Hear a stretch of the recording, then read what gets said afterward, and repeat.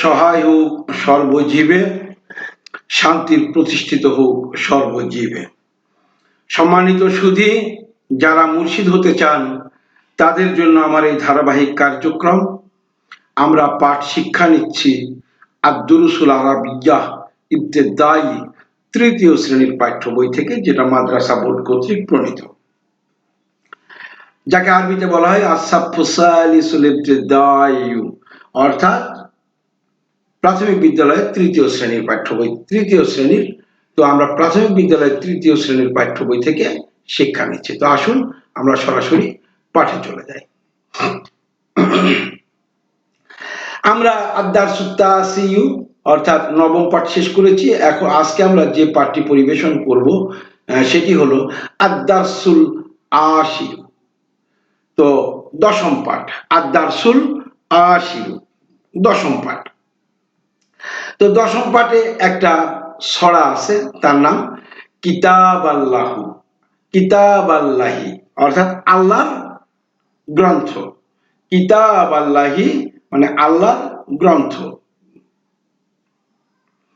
তো এই আল্লাহর গ্রন্থ, এটি যে আমরা আজকে উপস্থাপন করব, উপস্থাপনের পূর্বে আমরা কিছু শব্দার্থ আছে, আমরা আগে শব্দার্থটুকু করে নিই, শব্দার্থটা মুখস্থ করে নিই, শব্দার্থ শেষ করে তারপরে আমরা পাঠে চলে যাব।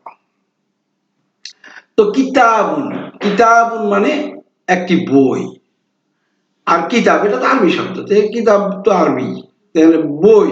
কিতাবুন মানে বই।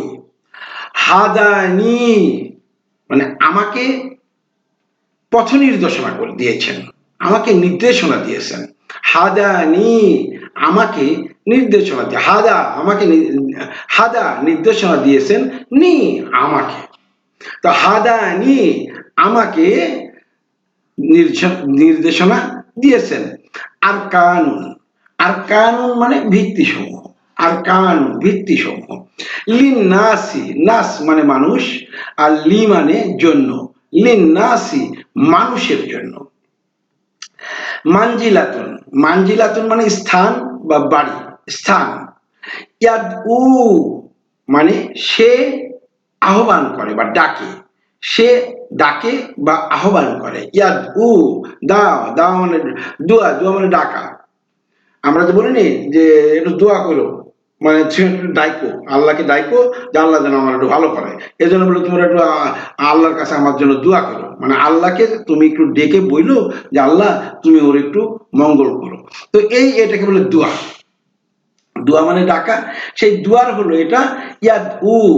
ইয়াদউটা হচ্ছে হলো ওয়াহিদ, মুজাক্কার, হাজির, কিন্তু এটা হলো মুদারি, মাদি না, এটা মুদারি। মুদারি মানে হলো বর্তমান বা ভবিষ্যৎ কালবাচক, তো মানে প্রেজেন্ট ইনডেফিনিট বা ফিউচার।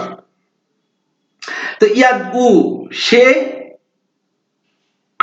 আহ্বান করে, সে ডাকে।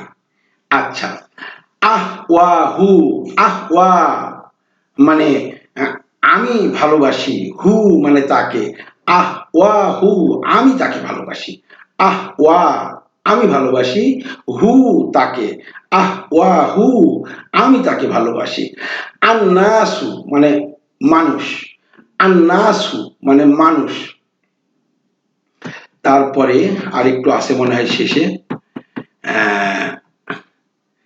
তারপরে ইহ ইয়াহ ওয়ানি, ইয়াহ ওয়ানি সে আমাকে ভালোবাসে, আহ ওয়ানি আমি তাকে ভালোবাসি, আর ইয়াহ ওয়ানি সে আমাকে ভালোবাসে। নাকরাউ আমরা পড়ি, কারা কারা মানে পড়া, আর এই নুন হরফটি, নুনটা সম্মুখে আসার জন্য এটা হচ্ছে ভবিষ্যৎকালীন বহু বচন। তো ভবিষ্যৎকালীন হয়েছে এবং বহু বচন। তো নাকরাউ, আকরাউ মানে আমি পড়ি, নাকরাউ মানে আমরা পড়ি। তো নাতলু মানে আমরা আবৃত্তি করি। তেলাওয়াত, তেলাওয়াত তো আরবি শব্দ, এখানে তেলাওয়াত মানে আরবিতেই থেকে গেলাম, তো এই আরবি থেকে আমরা তো বাংলা শিখতেছি, তাহলে তেলাওয়াত মানে আবৃত্তি। আর না, এটা না হলো এটা আমরা। আর শুরুতে না আসা মানে বুঝতে হবে এটা বর্তমান বা ভবিষ্যৎ কালবাচকে হলে শুরুতে আসবে, আর শেষে আসলে দেখা যাবে যে সেখানে অতীতকালবাচক বা অতীতকালবাচকে আসে বেশিরভাগ। তো যাই হোক, আমরা ব্যাকরণ যখন যাব ব্যাকরণে তখন এটা আমরা ভালো করে আরো বুঝে নেব। নাতলু আমরা আবৃত্তি করি। ইয়ার আনি, ইয়ার সে দেখাশোনা করে, ইয়ার সে দেখাশোনা করে, নি আমাকে। তাহলে ইয়ার সে আমাকে দেখাশোনা করে, সে আমাকে দেখাশোনা করে। ইস্কালান মানে ভারী, ইস্কালান মানে ভারী বা ভারী করার আশায়, ভারী করে। আসরারু মানে রহস্য, আসরারু মানে সহস্য, মিজানুন মানে পরিমাপ, মিজানুন পরিমাপ। ইমানি, ইমান, ইমান শব্দের অর্থ হচ্ছে নিরাপত্তা, নিরাপদ। যে উপাদান আমাকে নিরাপদে রাখে সেই মহা উপাদানের নাম হচ্ছে ইমান। আর কুফর যে উপাদান আমাকে অনিরাপদ করে, সেই উপাদান সেটা কোথায় আছে? আমার শরীরের মধ্যে। প্রত্যেকটা প্রাণীর শরীরের মধ্যে হয় ইমান আছে, না হলে কুফর আছে। তো যার শরীরে ইমান, কুফর অপেক্ষা ইমান বেশি আছে, সে তত বেশি নিরাপদ। তার চিন্তা, বাক্য ও কর্ম সামগ্রিকভাবে সে নিরাপদ এবং তার সুস্থতা আছে, শরীর সুস্থ থাকবে, কারণ অসুস্থতা কিন্তু একটা অনিরাপত্তা। আর যার মধ্যে কুফরের আধিক্য আছে সে অনিরাপদ, তার কর্মকাণ্ড সমস্ত কিছুর মধ্যে সে অনিরাপদ। সে একজন নিজেও যেমন হচ্ছে অনিরাপদ নিজের জন্য, অন্যের জন্য সে অনিরাপদ। আর যার মধ্যে ইমানের আধিক্যতা আছে সে নিজের জন্য একটা নিরাপত্তা, এবং সে নিজে চিন্তা বাক্য কর্ম দ্বারা নিরাপদে থাকেন এবং অন্যের দ্বারাও সে নিরাপদ, এবং অন্যও তার দ্বারা নিরাপদ।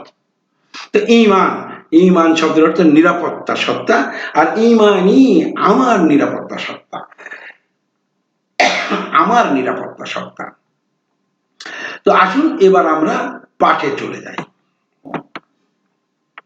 তা আমি মনে করছিলাম আজকে আর অতিরিক্ত নাই করে এখানেই শেষ করতে চাচ্ছি, কারণ এই যে এই এখানে আছে হলো 1 2 3 4 5, 5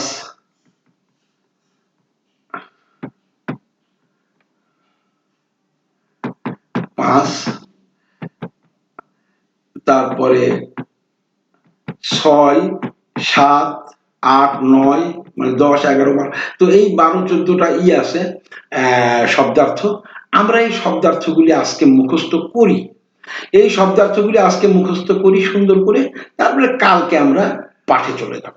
মানে একটু বেশি পাঠ হয়ে গেলে আপনাদেরও মুখস্থ করতে কষ্ট হবে, তো সেই জন্য ঠিক আছে আমরা এ পর্যন্ত শেষ রাখি আজকে, যে এই শব্দার্থটুকু আপনারা সুন্দর করে মুখস্থ করবেন। তো এই প্রত্যাশা রেখে এখনকার মতো এখানেই শেষ করছি।